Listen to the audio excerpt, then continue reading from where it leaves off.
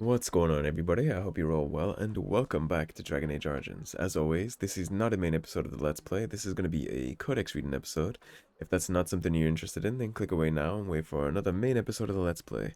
If it is, then let's dive into reading some stuff and get our nerd on.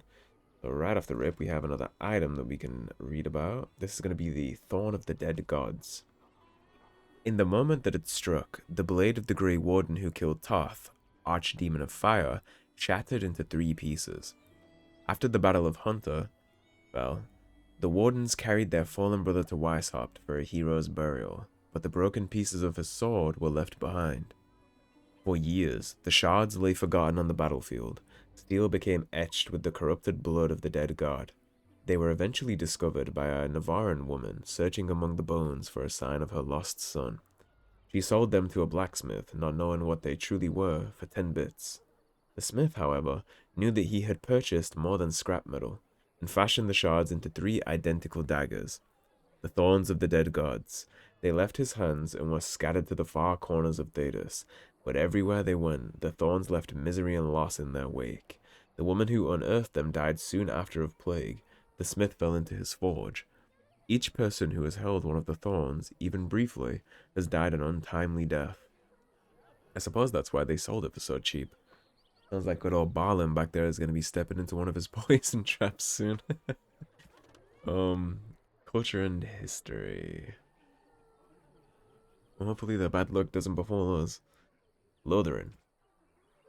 In ancient times, Lothering was little more than a trading post that served the fortress of Ostagar to the south. Nowadays, it is larger, serving Redcliffe and the community of merchants and surface dwarves near Orzammar. Its location on the north of the road gives it strategic value, so control of Lothering has historically been a matter of contention between the southern Bann and the Southreach Arling. King Calenhad himself stepped in and awarded the town to Southreach in the Exalted Age, which has largely ended the feud, or at least the appearance of it. From In Pursuit of Knowledge, The Travels of a Chantry Scholar by Brother Genevieve. Characters. What do we have? We have Queen Anora. We have been given the gift of freedom by our forebears. Let us not squander it. The only child of the war hero Loghain Mac Tir, Anora has never been one to stay quietly in the background. It is common knowledge that in the 5 years Anora and Kaelin held the throne together, she was the one wielding the power. She is held in much higher esteem than her husband by the people of Ferelden, nobility and commoners alike, and commands the respect even of foreign nations, having once inspired Empress Selena Volay to declare, Anora of Ferelden is a solitary rose among brambles.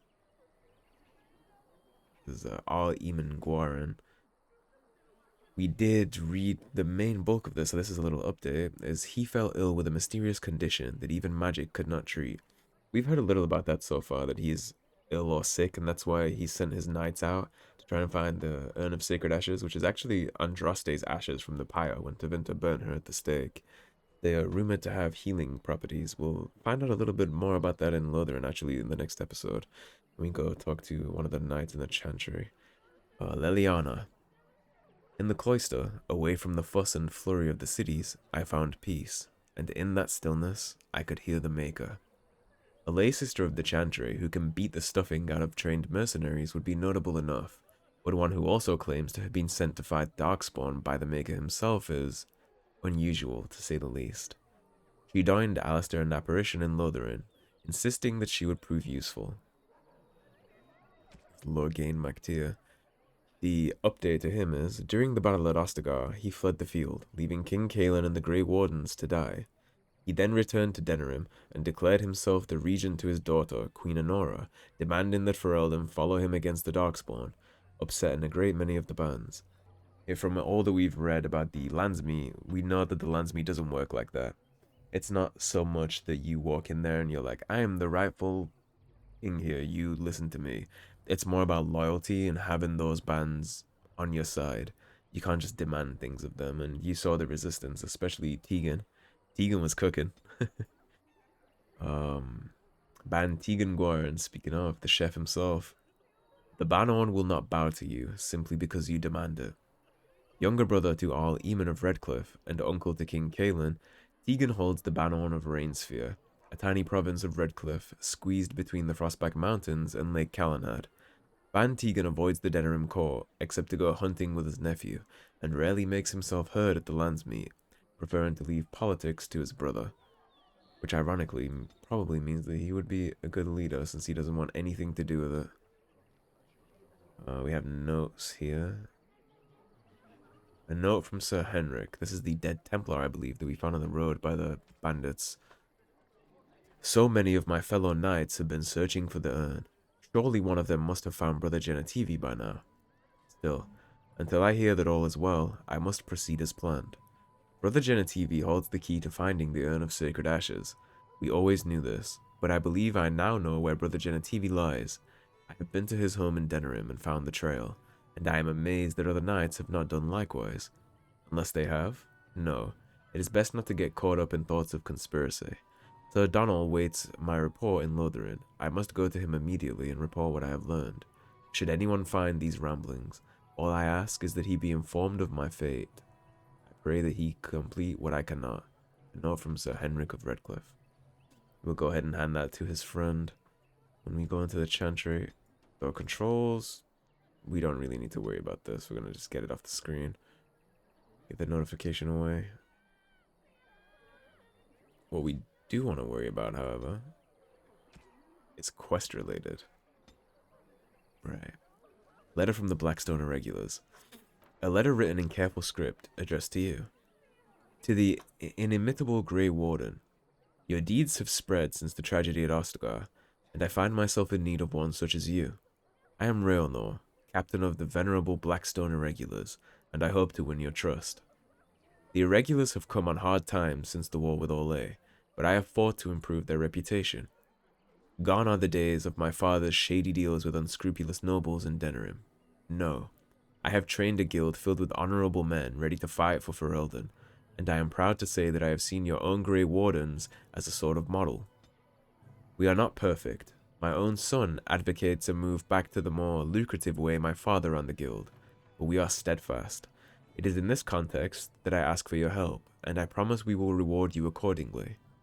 Should you be willing, please find letters in this box and others like it all over the land, and carry out the requests therein. For this matter, consider requests from my son as if they came from myself. And thank you again from the bottom of my heart. Whether you choose to assist us or not, you are doing the Maker's work.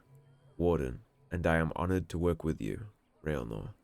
This letter is marked with the seal of the Blackstone Irregulars.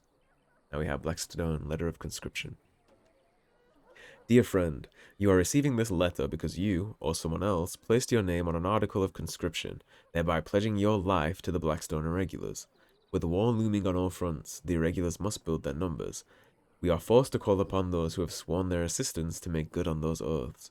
Say farewell to your friends and family. While you may return to them, you must prepare them for the possibility that this will be your last day together. Your sacrifice is appreciated. Tauren.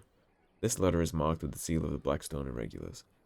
Just by reading that, you can see the difference in tact and general attitude between the father and the son. You can tell the son is kind of more of an asshole. He doesn't seem to really care. Like, you must prepare them for the possibility that this will be your last day. Your sacrifice is appreciated. That has a very cunty undertone to it.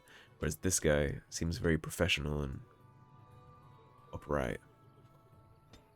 I think that is it for the codexes so far. Indeed it is. Alrighty, so we're going to wrap this one up, and then I'm going to jump right into recording the next episode of Let's Play for you guys. So, thanks for watching. If you enjoyed the video, leave a like, comment, and subscribe. If you want to support the cause and help improve the channel, there is a tip link in the description below. Otherwise, stay tuned, and I'll see you guys soon with more Dragon Age Origins. Have a good day, guys. Take care.